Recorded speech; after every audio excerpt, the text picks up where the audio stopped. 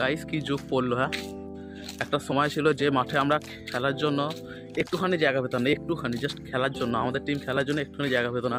ওই জন্য আগে আগে চলে আসতে হতো আমাদেরকে, যাতে আমরা খেলার জন্য জায়গা পাই। আর এখন দেখবে, এই দেখো পুরো মাঠ ফাঁকা।